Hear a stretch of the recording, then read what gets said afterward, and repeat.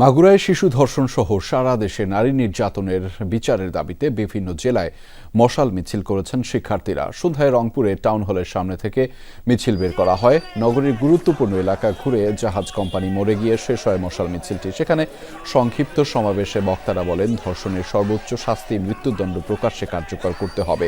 বিচারহীনতার সংস্কৃতির জন্যই নারীর প্রতি সহিংসতা বাড়ছে বলেও মন্তব্য করেন বিক্ষোভকারীরা।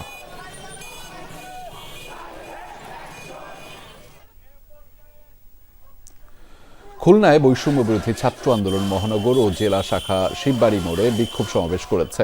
এ সময় বক্তারা অভিযোগ করেন, দেশে একের পর এক নারী ও শিশু ধর্ষণ এবং নির্যাতনের শিকার হলেও প্রশাসন কার্যকর ভূমিকা পালন করতে পারছে না। কঠোর পদক্ষেপ ছাড়া এ ধরনের জঘন্য অপরাধ থামবে না। ধর্ষণ ও নিপীড়নের বিরুদ্ধে প্রতিবাদ কর্মসূচি পালন করেছেন শাহজালাল বিজ্ঞান ও প্রযুক্তি বিশ্ববিদ্যালয়ের শিক্ষার্থীরা।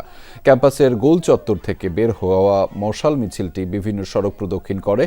নারী ও শিশুর প্রতি সহিংসতার ঘটনায় উদ্বেগ জানিয়েছেন শিক্ষার্থীরা। দোষীদের দৃষ্টান্তমূলক শাস্তির দাবি জানিয়েছেন তারা।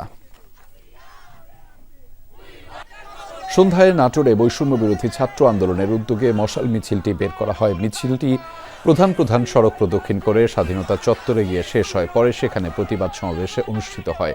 এ সময় বক্তারা বলেন, মাগুরায় শিশু ধর্ষণের সাথে জড়িত আসামিদের ফাঁসি দ্রুত কার্যকর করতে হবে।